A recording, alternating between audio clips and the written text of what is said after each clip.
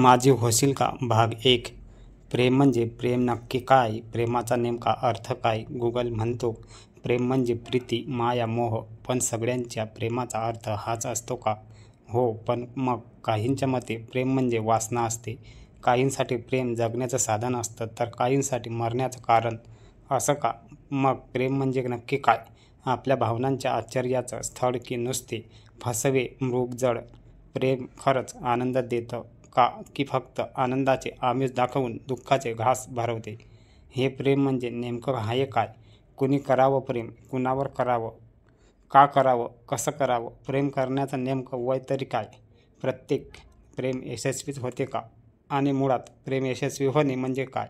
प्रेमाचं यश आहे कशात? ज्या व्यक्तीवर आपण प्रेम करत होतो ती आपल्यालाच सोबत कायम असणे म्हणजे प्रेम यशस्वी होणे का? की जेवढे क्षण आपण त्या व्यक्तीसोबत आहोत तेवढे क्षण का होईना त्या व्यक्तीला आनंद देणे आणि ते आनंदाचे क्षण म्हणजे आठवण म्हणून जपून ठेवणे? प्रश्न आणि फक्त प्रश्न आणि उत्तर पुन्हा तेच. प्रेमाच्या प्रश्नाचे उत्तरच प्रेमच आहे असं म्हणतात. प्रेम केल्याशिवाय, प्रेमात पडल्याशिवाय प्रेम कळत नाही. प्रेम म्हणजे प्रेम असतं, त्याला दुसरी कशाची उपमा देणं म्हणजे थोडं कठीणच आहे. कारण जशी एकाच वस्तू, व्यक्ती, पदार्थाबद्दल वेगवेगळ्या लोकांची वेगवेगळी मते असतात, तसंच काहींचं प्रेमाबद्दलही आहे. आता समुद्र बघा ना. असं क्वचित कुणी असेल ज्याला समुद्र बघून आनंद होत नसेल. आपल्या प्रिय व्यक्तीला पाहताच जसं धावत जाऊन मिठी मारावी वाटते, तसं समुद्राला पाहताच धावत जाऊन त्याच्या त्या आपल्याकडे धावत येणाऱ्या लाटांना घट्ट मिठी मारावी असं वाटते. आणि ते साहजिक आहेच. तो आहेच तसा निर्मळ, नितळ, तरी खोल, अथांग. पण हे झालं आपलं मत. आता याच समुद्राने कुणाच्या जवळच्या माणसांचा ग्रास घेतला असेल तर, कोणी जवळचा हिरावून घेतला असेल तर त्याला तो समुद्र कुणा अक्राळ विक्राळ राक्षसापेक्षा कमी भासणार नाही. समुद्र पाहून त्याच्या नजरेत आनंद न दिसता रागाचा विखार दिसेल.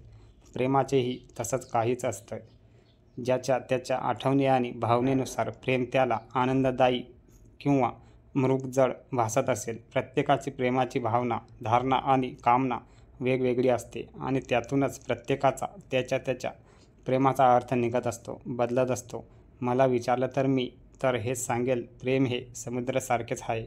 खोल, अथांग, सतत भावनेच्या लाटा वाहत असणारं, कुणा आपल्या किनाऱ्याच्या ओढीने धावत असणारं आहे. कधी इतकं उसळी मारत की सारा किनारा आपल्यात सामावून घेतं, तर कधी अचानक असं काही आटून जातं की त्याचं अस्तित्वही जाणेवानासे होतं. तुम्हाला वाटतं असेल आज हा असं का बोलतोय, तर त्याला कारणही तसंच आहे. लवकरच तुमच्यासमोर एक वेगळी प्रेमकथा घेऊन येत आहे. एक खूप छान वाक्य आहे. प्रेम म्हणजे धरून ठेवलं नाही, प्रेम म्हणजे मुक्त करणं. प्रेम म्हणजे मुठीत ठेवणं नाही, तर मिठीत ठेवणं. मुठीत ठेवताना अधिकाराची, वर्चस्वाची भावना असते, तर मिठीत फक्त सर्वस्वाची भावना असते.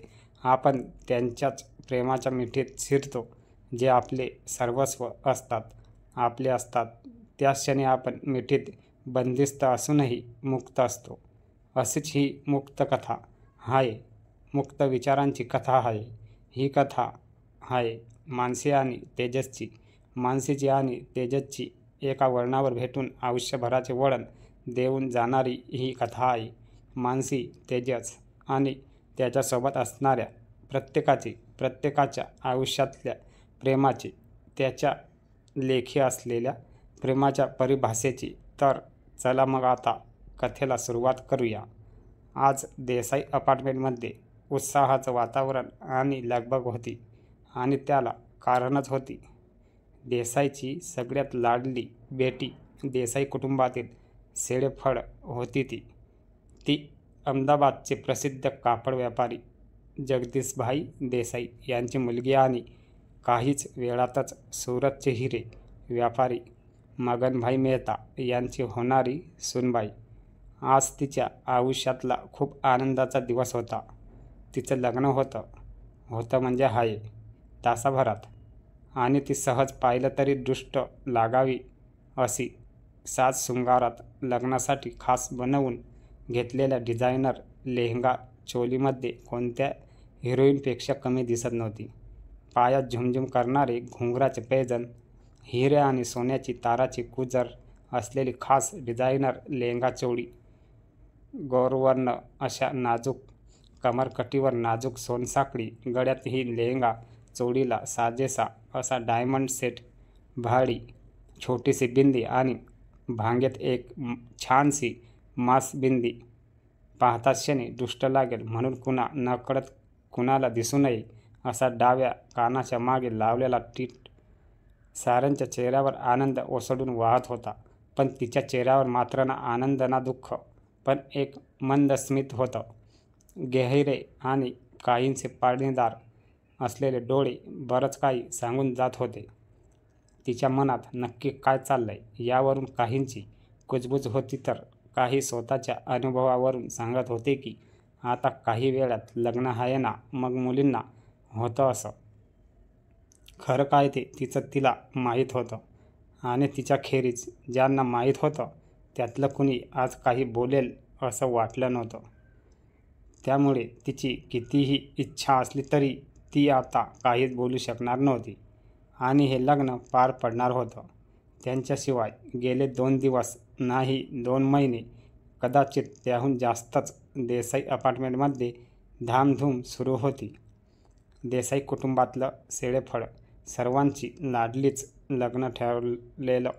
लग्न ठरलं ही फक्त खबर बाहेर आली आणि संपूर्ण अपार्टमेंटमध्ये मध्येच उत्साह संचारला. अगदी उद्याच लग्न आहे असे सगळे तयारीला लागले. गेले 2 महिने रोज कोण ना कोण येऊन कशा कशाची ऑर्डर घेऊन जात होतं. आज काय तर दागिने, उद्या काय तर मिठाई, नंतर काय तर पंडित येऊन मुहूर्त काढणार. एकूण देसाई अपार्टमेंटमध्ये लगबग सुरू होती. मिस्टर देसाई आणि घरची काही माणसं सुरतला जाऊन विधीप्रेमाने मेहनताना भेटून मिठाई आणि शगुन देऊन लग्नाची तारीख ठरवून आले. काही दिवसात देसाई मेहता परिवाराच्या प्रतिष्ठेला साजेसा असा थाटामाटात, अगदी थाटामाटात साखरपुडाही झाला. पंडितने सांगितल्याप्रमाणे शुभ दिवस पाहून गणेशपूजन केलं आणि लग्नाच्या तयारीला सुरुवातच झाली. आणि देसाई अपार्टमेंटमध्ये बऱ्याच वर्षांनी असा जिवंतपणा आला. एरवीच्या किटी पार्टी, बिझनेस सक्सेस पार्टीलाही असायचं गडबड घरात, पण यावेळीची काही गडबड काही औरच होती. एक चैतन्य पसरलेलं सगळीकडे. 2 दिवस आधीच रीतिरिवाजाप्रमाणे मेहंदी आणि संगीतही पार पडलं. नातेवाईक, स्त्रिया, मैत्रिणी अशा महिला मेळावाच भरला होता देसाई अपार्टमेंटमध्ये. आणि त्या मेळाव्याचे सेंटर ऑफ अट्रॅक्शन होती ती आणि तिची मेहंदी. तिच्या हातावर काढलेली मेहंदी म्हणजे मेहंदीचे बारीक नक्षीकामच होते. खास त्यासाठी गुजरात आणि राजस्थानवरून पारंपरिक मेहंदी आर्टिस्ट्स बोलावलेले. संगीतच्या दिवशी तर लहान मोठे सगळ्यांनी ताल धरला. एकूण आनंदी आनंद चालू होता. मध्येच तिच्या आजीने घेतलेल्या एका पारंपरिक गाण्यात लग्न होणाऱ्या मुलींचे आणि तिच्या माहेरच्यांचे वर्णन होते. ते ऐकून सगळ्यांचे डोळे पाणावले. पण लगेच आजोबांनी दुसरे रोमॅन्टिक गाणे घेऊन माहोल थोडा हलका फुलका केला. होता होता आजचा लग्नाचा दिवसही येऊन ठेपला. एकूण रोजच्या रीतिरिवाज, परंपरा आणि लग्नासाठीची तयारी यामुळे गेले 15-20 दिवस सगळीकडे लगबग सुरू होतीच. त्यापेक्षा जास्त लगबग सुरू होती तिच्या मनात. काहीतरी निसटून जात असल्याची लगबग. बाहेरची लगबग दिसत होती, जाणवत होती, पण तिच्या मनातली लगबग ना दिसत होती ना दाखवू शकत होती. सांगावी तरी कुणाला आणि कशी? कोण समजून घेईल? तेही अशा वेळी. लग्न ऐन तोंडावर असताना, वरात दारात उभी असताना तिला आता तिच्या मनातले विचार झटकून लग्नाला तयार व्हायचं होतं. तेवढ्यात तिची आत्या तिला बोलावायला आली. तिच्या सगळ्या मैत्रिणी, खास तिच्या दिमतीला आणि मदतीला ठेवलेल्या 1-2 जण, मेकअपवाली असा सगळा गोतावळा आजूबाजूला होता. सगळ्या तिची थट्टा मस्करी वगैरे करत होत्या. काही तिची स्तुतीही करत होत्या. पण आत्याला तिच्या डोळ्यात होतं ते दिसलं. आत्तू, डोंट वरी बच्चा, सगळं छान होईल. चला. आत्या, आई, काकी, मैत्रिणी असा सगळा गोतावळा तिला स्टेजजवळ घेऊन येत होता. पण तिची नजर मात्र काहीतरी शोधत होती. संपूर्ण लॉनवर आणि जमलेल्या लोकांवर तिने एक चोरटी नजर फिरवली, पण तो काही दिसत नव्हता. तो आज आलाच नाही का? आता तरी एकदा येऊन मला भेटावं असंही त्याला वाटलं नाही का? आता मीही जात आहे माझ्या मार्गाने, तोही दूर जात आहे, तरी भेटू नये का एकदा? तिने मनातील सर्व विचार झटकून लग्नासाठी स्वतःला तयार केलं आणि एका छोट्या स्टेजवर असलेल्या विधिमंडपात गेली. हळूहळू मंत्रोपचारात देवब्राह्मणाच्या साक्षीने लग्न पार पडलं. काही क्षणापूर्वी देसाईची मुलगी असलेली ती आता सर्वार्थाने मेहनताची सून झालेली. सगळे विधी पूर्ण झाल्यावर आता पुढील कार्यक्रमासाठी त्यांनी कपडे बदलून यायचं होतं, म्हणून ते स्टेजवरून उतरतच होते. तिचा लेहंगा थोडा जड असल्याने आणि आता धर्मपत्नी म्हणून ती त्याची जबाबदारी असल्याने त्याने तिचा हात आपल्या हातात धरलेला. तिला कोण जाणे तिला काय वाटलं, आणि एक शेवटची आशा तिने एकदा शेवटची अशी संपूर्ण हॉलवरून नजर फिरवली आणि तिच्या काळजाचा ठोका चुकला. नकळत तिने आपल्या नवऱ्याचा हात दाबला. त्याने त्या दबावाचा अर्थ ओळखला आणि तोही स्तब्ध झाला. तिच्यासाठी एक क्षण सारं जगच थांबलं. समोर हॉलच्या एका कोपऱ्यात तो उभा होता, शांत, निशब्द, नेहमीसारखा, पण तरीही नेहमीपेक्षा वेगळा. तो मगाशीच आलेला हॉलवर संपूर्ण लग्न स्थितप्रज्ञ होऊन बघत होता. मगाशी तो कॅबमधून उतरला, कॅबचे पैसे दिले आणि मागे वळला तर समोर असा भव्य राजवाड्यासारखा महाल, नाना विविध फुलांनी, रंगीबेरंगी दिव्यांच्या रोषणाईने सजलेला होता. तो आपली बॅग घेऊन आत यायला निघाला. त्या महालाच्या मुख्य दरवाजापासूनच गुलाबाच्या पाकळ्यांचे डिझाईन असलेल्या झेंडूच्या पाकळ्यांच्या पायघड्या घातलेल्या मुख्य दरवाजातच दोन पारंपरिक गुजराती पोशाख असलेले जोडपे गुलाब पाणी शिंपडून पाहुण्यांचे स्वागत करत होते. त्यांच्या शेजारी एक जोडपे येणाऱ्या पाहुण्यांना अत्तर लावत होते. येणारे सगळे पाहुणे उंची कपडे आणि दागिन्यांनी मढलेले होते. एकूण त्या शानशौकीला आणि समारंभाला साजेसे होते.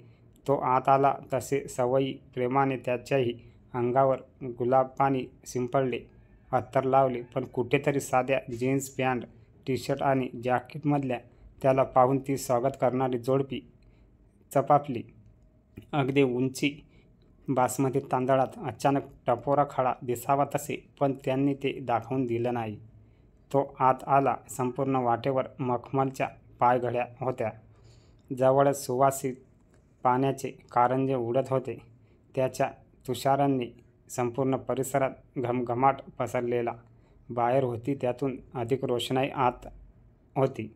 आकाशातले तारे भासावे असे संपूर्ण परिसरात छोट्या छोट्या इलेक्ट्रिक दिव्यांच्या माळा सोडलेल्या त्या मंद टिमटिमत होत्या. जणू काही आकाशात तारे लुकलुकत आहेत. मुख्य दरवाजापासून तर थेट त्या भव्य दिव्य अशा स्टेजकडे जाणाऱ्या पायघड्या होत्या. त्याच्या बाजूला विद्युत दिव्यांची खास अशी रोषणाई होती. त्याच्या डाव्या बाजूला एका छोटा स्टेज होता, ज्यावर वेगवेगळ्या फुलांनी सजवलेला यज्ञवेदी आणि ब्राह्मण मंडळींनी समृद्ध असा विधी मंडप होता. काही वेळात तिचे लग्न पार पडणार होतं. जवळच वेगवेगळे snack counter, food counter, mocktail counter होते. फुलांजवळ फुलपाखरू भिरभिरावे तसे त्या काउंटरच्या आजूबाजूला अनेक महागडी कपड्यातल्या सोन्याच्या हिऱ्याच्या दागिन्यांनी मढलेल्या बायका, मुली वावरत होत्या. त्यावरून एक स्पष्ट दिसत होतं, बॉस अमीरी कपडे से भी हलकती है. आणि इथे नुसते कपडे नाही तर चहोदिशांची एक एक वस्तू, एक एक व्यक्ती श्रीमंतीचं प्रदर्शन करवत होती. आणि या सगळ्यात गटात न बसणारा शब्द सारखा तो एकटाच वेगळा होता. इथे जमलेल्या सगळ्यांसारखाच तोही एक माणूस होता. हे सगळे ज्या कामासाठी आले आहेत, तोही त्यासाठीच आलेला, तरी सुद्धा या सगळ्यांमधला असूनही तो काही केल्या यांच्यातला एक वाटतच नव्हता. तेवढ्यात दुल्हा-दुल्हन आले म्हणत नातेवाईकांची लगबग सुरू झाली आणि तो त्या गार्डच्या हळूहळू मागे पडत गेला. तो शांतपणे एका कोपऱ्यात जाऊन उभा राहिला. स्वतःच्याच विचारात मग्न होऊन राहिला. त्याने नव्हतं यायला पाहिजे का आज इथे? तो का आलाय? तो आज जिच्यासाठी आलाय ती कुठे? ती होती समोर स्टेजवर, विधिमंडपात, आपल्या सध्या आयुष्याच्या कुटुंबाच्या साक्षीने आणि भावी आयुष्याच्या कुटुंबाच्या साक्षीने, आपल्या आयुष्यभराच्या जोडीदारासोबत सप्तपदी चालत होती. ती खूप खुश दिसत होती, पण तरी त्या सुखी मागची तिच्या डोळ्यातली व्याकुळता फक्त तो पाहू शकत होता आणि ती व्याकुळता माहीत असूनही तो काहीच करू शकत नव्हता. जसा जसा एक एक विधी पार पडत होता तशी त्याची धाकधूक वाढत होती. एक मन म्हणत होते, आता आपण जाणार तर आहोतच, कदाचित कायमचे एकदा, फक्त एकदा हवं तर शेवटचं एकदा तरी तिला भेटून जावे. तर दुसरं मन म्हणत होते, ती समोर आली तर काय म्हणणार तू? तिच्या एकांतरी प्रश्नाचं उत्तर आहे का तुझ्याकडे? काय सांगणार तिला? तिचं म्हणणं का पटत नाही तुला? का तू असा एकटाच निघून जातोस? आणि जातोस तर मग आज इथे का आलास? तो निशब्द उभा होता, स्थितप्रज्ञ, आणि उभा राहून समोर त्या भव्य दिव्य स्टेजवर चाललेली विधी आणि त्यांचं त्या संपूर्ण हॉलवर मोठमोठ्या LED स्क्रीनवर होणारे थेट प्रक्षेपण बघत तिने त्याला पाहिलं आणि ती स्तब्ध झाली. तिने एकदा तिच्या नवऱ्याकडे पाहिलं. त्याने धरलेल्या हाताची पकड सैल झाली. तिने आत्याकडे पाहिलं. आत्याची नजर काहीच बोलत नव्हती. तिने पुन्हा एकदा नवऱ्याच्या डोळ्यात पाहिलं. त्याने तिची नजर ओळखली. त्याने तिच्या नजरेला होकार दिला आणि तिच्या हातातला हात सैल केला. तशी ती एवढा भरजरी लेहंगा, अवतीभोवती जमलेली एवढी माणसं सारं काही विसरून स्टेजवरून त्याच्या दिशेने लगोलग चालत नव्हे, जवळजवळ धावतच आली. एवढ्या अंतरामुळे म्हणा, एवढ्या भरजरी लेहंगाला सांभाळण्याच्या कष्टामुळे म्हणा, किंवा अनपेक्षितपणे त्याला पाहिल्यामुळे म्हणा, तिच्या छातीत धडधड होत होते. धाप लागलेली. त्याने शांतपणे जवळ असलेल्या टेबलावरची पाण्याची बॉटल पुढे केली आणि तिला बसायला एक खुर्ची मागे खेचली. त्याच्या चेहऱ्यावर काहीच भाव नव्हते, असले तरी दाखवत नव्हते. ती काही क्षण बसून पाणी प्यायली आणि एक गोड स्माईल दिली. त्यानेही दिली. दोघांची नजर नजरेला मिळालेली. तिच्या नजरेत अजून तेच होतं. तू फक्त हो म्हण, त्याची नजर सांगत होती. आता वेळ निघून गेली. ते शक्य नाही. किती वेळ ही नजरेचीच भाषा चालू होती, पण कुणीच काही नव्हते. फ्लाईट कितीची आहे? पहाटेची आहे. इथून डायरेक्ट जाणार आहे. जेवून जा हां, आणि सांभाळून जा. पोचलात की कॉल कर, नाही तर किमान टेक्स्ट करा. वाट पाहीन. हां. Congratulation for new phase of life. Thank you. छान वाटलं तुम्ही आलात म्हणून. तो फक्त हसला. तिने एकदा मागे नवऱ्याकडे पाहिलं. तसा नवरा आणि आत्या तिच्याजवळ आहे. अरुण आणि अरुण हे. I know. हॅलो. अरुणने हात पुढे केला. हॅलो. कॉंग्रॅच्युलेशन. काळजी घे. थोडी मॅट आहे, पण गोड आहे. आता तरी माझ्याबद्दल चांगलं बोला ना. अगं, चांगलंच तर बोलतो. सगळे हसले आणि ती आत्या आणि आपल्या अरुणसोबत स्टेजच्या दिशेने निघाली. तिला वाटत होतं एकदा मागे वळून बघावं, पण ना, आत्याने तिला वळू दिलं ना. तिला स्वतःला धीर झाला. तिने आत्याकडे पाहिलं. आत्याने नकारार्थी मान हलवली. तोही काही वेळ तिथे थांबून तिला स्टेजवर भेटून खास तिच्यासाठी आणलेलं गिफ्ट देऊन निघून गेला. तिला निरोप देऊन कदाचित कायमचा. धन्यवाद. असाच व्हिडिओ बघण्यासाठी आमच्या चॅनलला सबस्क्राईब करायला विसरू नका. धन्यवाद.